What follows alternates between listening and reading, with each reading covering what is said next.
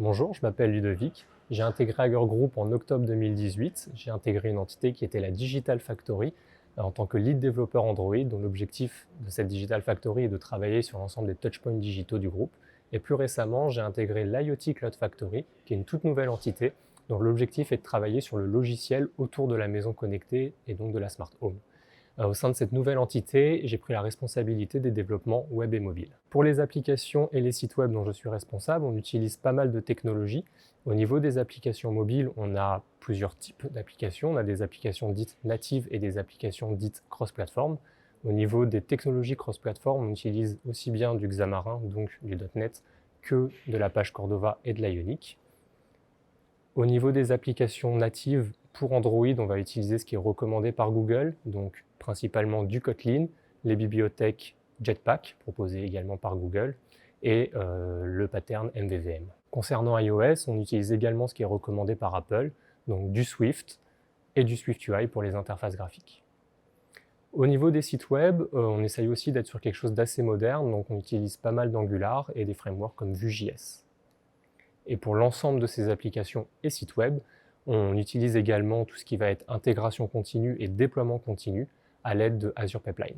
Donc au niveau des méthodologies, on est sur les méthodologies agiles et principalement le framework Scrum avec tous les rituels que ça implique, les daily meetings, les rétrospectives, les démos, les grooming, etc. Au niveau des sprints, la durée va varier en fonction des projets, parfois une semaine, parfois deux, parfois trois.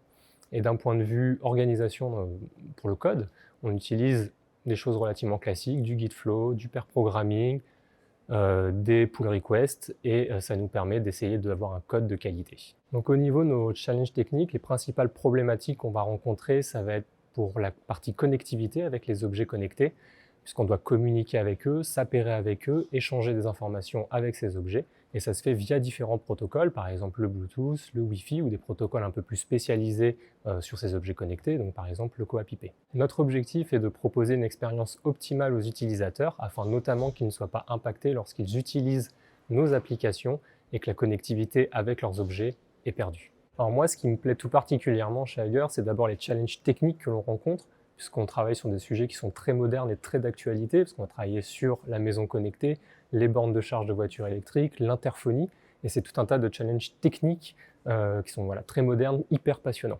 Le second point qui me plaît énormément chez Hager, c'est l'autonomie qu'on laisse aux développeurs, parce qu'on connaît la roadmap qu'on a, on sait les fonctionnalités qu'on doit développer pour chacune des applications, mais on n'est pas du tout bridé d'un point de vue technique. Donc ce que j'aime aussi beaucoup chez Hager, c'est le fait que ça soit une entreprise familiale et qu'on puisse être amené à travailler avec des profils vraiment très différents, des gens qui vont être plutôt orientés produits, des Scrum Masters, des Product Owners ou des gens beaucoup plus techniques comme des développeurs ou des designers, et surtout des gens répartis aussi un peu dans le monde entier, ce qui nous permet de travailler avec aussi bien des gens répartis en France, que ce soit du côté de Strasbourg, du côté de Bordeaux, ou même en Allemagne, en Italie et pourquoi pas en Espagne, et c'est vraiment hyper intéressant d'un point de vue culturel.